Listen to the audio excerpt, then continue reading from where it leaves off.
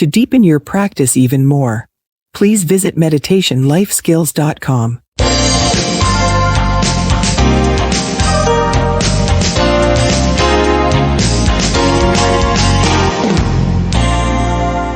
When we think of taking control of our minds and finding calm in a busy and hectic world, many of us will instantly think of meditation. Meditation is an ancient practice that is used by billions of people around the world and that has been practiced for centuries. Now scientists and researchers are starting to decode its many benefits, but nevertheless, it's still understood by a great number of people. Let's take a closer look at meditation, how it can help us, and how you should get started. Perhaps a good place to start is to answer the question, what is meditation? While many people think of meditation as a way to achieve enlightenment, to recreate the effects of hallucinogenic drugs, or to practice various religions, the reality is that meditation is simply a form of practicing control over your thoughts. It can be all those things, but at its most basic, meditation means trying to focus your thoughts or clear your mind, which is essentially the equivalent of training your attention. So often our thoughts are reactive. We are constantly being distracted and taken from one experience to the next, whether due to television, to music, or to something else entirely. But when you meditate, you will be actively controlling your thoughts. You will become introspective and you'll start to reflect on the very nature of thought itself.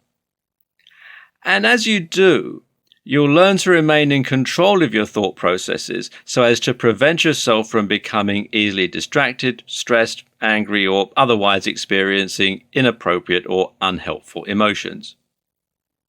This is a highly valuable form of training, and it's one that's particularly relevant in today's fast-paced and constantly connected world. Meditation can help us to conquer stress and to improve concentration in a range of tasks. Studies show that meditation can help us to improve our mood, our concentration, our focus, our creativity, and more. It has both immediate effects by providing us with a break from the stress of our internal monologue and helping us to experience theta brainwaves, but it also has long-term benefits as we start to learn to better control and understand our own thoughts and emotions. Meditation has even been shown to boost our IQ. That's right, it can actually make you smarter. And this also correlates with more connective tissue in the brain and a greater ability to utilize different areas of the brain at once for single tasks.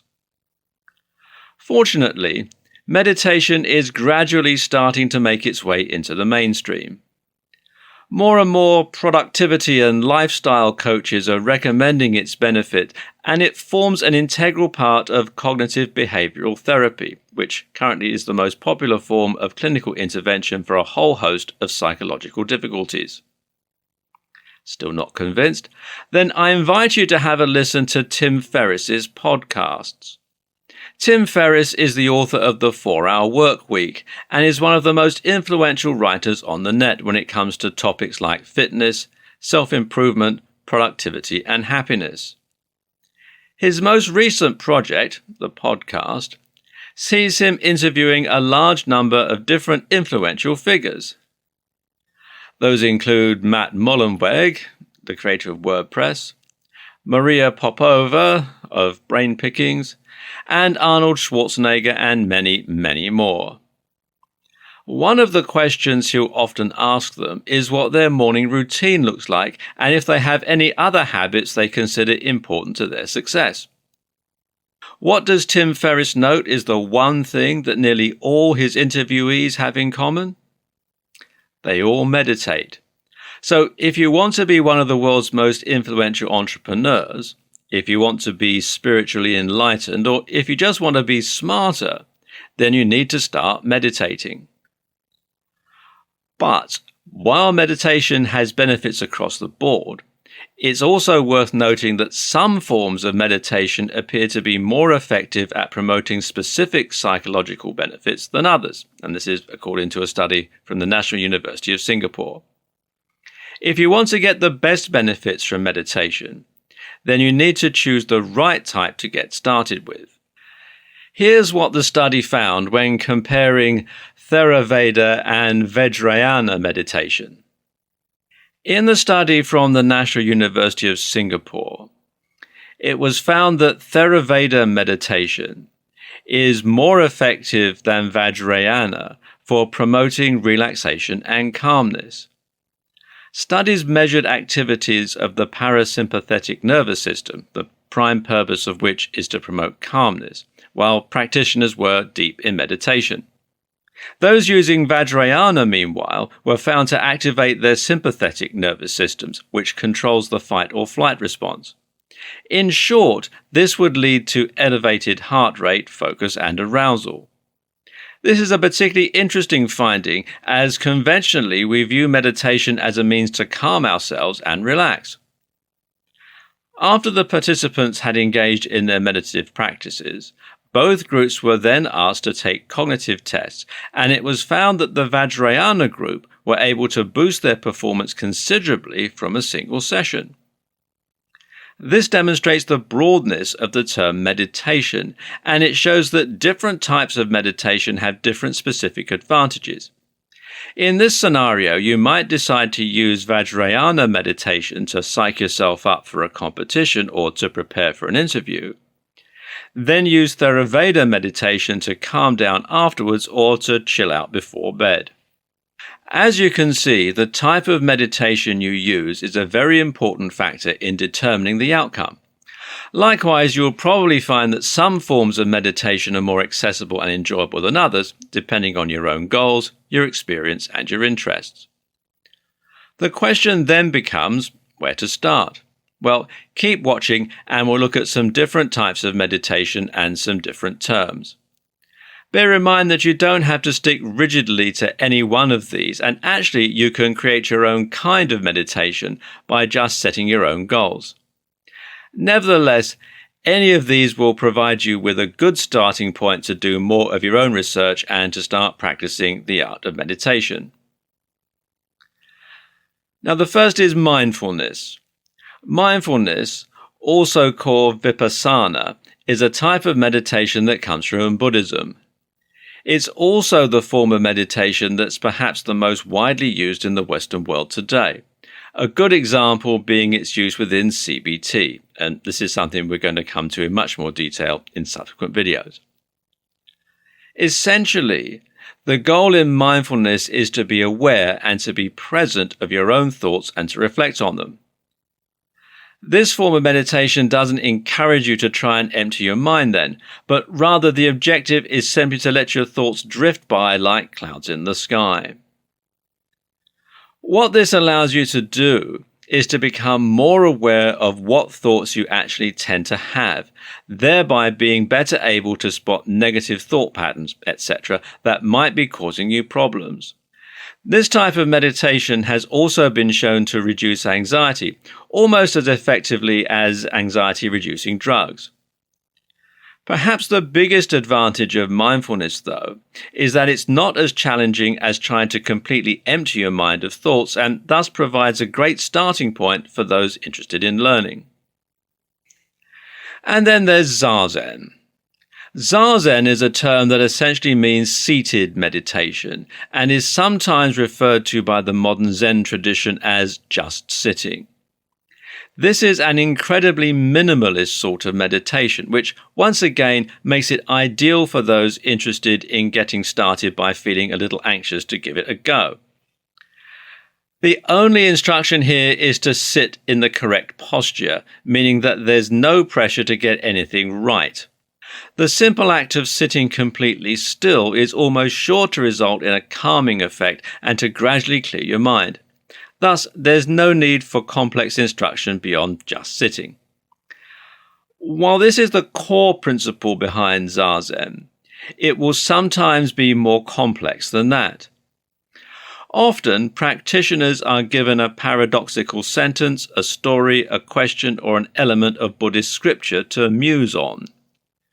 This method of meditation has also been adopted by a number of other religions, whereby believers are asked to think about lines from their respective religious scripts or think over scenes from their literature. For some, the lack of guidance is going to make this an approachable and enjoyable form of meditation, while for others it can be frustrating and might leave you lost. Another way in which meditation has been adopted by religions is through spiritual meditation.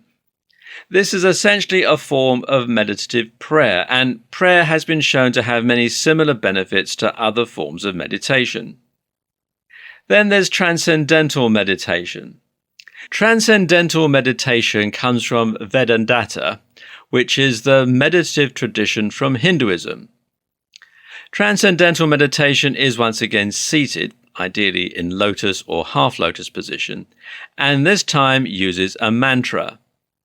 A mantra is any word or sound of your choice, which is simply repeated over and over again. The idea behind this form of meditation is simply to rise above any distractions or thoughts, effectively clearing your mind of all thoughts and living entirely in the moment. Alternatively, you can try focusing on your breathing in order to calm your thoughts. The ultimate objective of transcendental meditation is transcendentance. This is the meditation that is used as a path to enlightenment, which is reportedly a feeling of oneness with the universe and perfect contentment. In reality, it's likely that enlightenment is merely a brain state achieved by relaxing areas of the brain and thus getting them to shut down. This is something that takes years to master, though, and is highly elusive.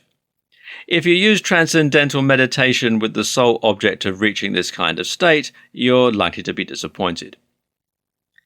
That said, though, if you can reach this state, the effect is something similar to being on drugs or having a stroke. It's completely mind-bending, but not damaging in the same way that those other examples are. You lose the ability to distinguish time and to distinguish your own body in a physical space as those areas of your brain close down. If you want to have an end goal, then this is certainly something interesting to aim for. When done correctly, transcendental meditation is an ideal way to relax and to move your thoughts away from stress. It can be used to calm the heart rate and is a fantastic coping mechanism if you suffer with anxiety. It's also quite difficult, though, and many people give up after becoming frustrated at the inability to quiet their inner voice. The secret to success is to go easy on yourself and not to force it. Next is focused meditation. As with transcendental or mantra meditation, focused meditation involves the practice of trying to completely clear your thoughts by focusing on something else. Mantra meditation is one form of focused meditation, but you could alternatively try focusing on external stimuli, like the sound of a river or a piece of meditative music, or even on something like a candle flame. Guided visualization is a form of meditation wherein the practitioner visualizes a scenario or environment. The guided part of this process involves listening to a recording which will often describe the scene that you're in. This kind of meditation is great for relaxing and for moving your thoughts away from the hustle and bustle of daily life before you achieve the ability to block out your surroundings through other forms of meditation.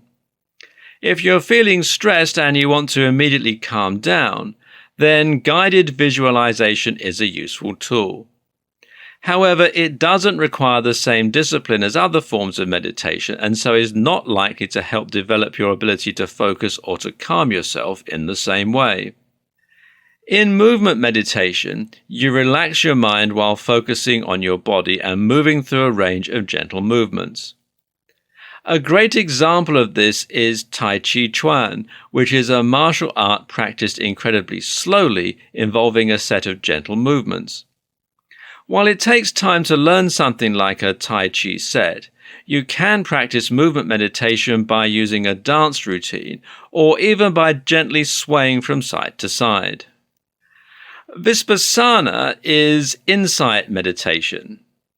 Vipassana is Theravada meditation, Theravada being a branch of Buddhism. This is meditation that involves close attention to sensation, with the goal being to discover the nature of existence. This form of meditation comes from Buddhism, and it was believed to be the type practiced by the Buddha himself. To practice this form of meditation, you sit down and then focus on your abdomen and feel the way the breathing moves your stomach. Likewise, be aware of the other sensations throughout your body, trying to remain focused and calm simultaneously. When interruptions come, such as sounds, other thoughts, or temperatures, you should note those sensations and give them labels such as warmth or thinking. Vipassana is often practiced on retreats where participants alternate between seated and walking meditation. And finally, there's Vajrayana. Now, Vajrayana is another branch of Buddhism. Vajrayana meditation is a complicated and advanced form of meditation which involves the goal of becoming Buddha-like. There are various types of meditation within Vajrayana, such as Mahamudra. This form of meditation involves attempts to empty the mind once again, this time by simply doing nothing to the extent where you aren't even focused on trying to meditate. Both the Theravada and Vajrayana forms of meditation are advanced methods and require years of practice to perfect and an understanding of the surrounding beliefs and cultures. They are also only two examples of the many complex and varied forms of meditation that exist.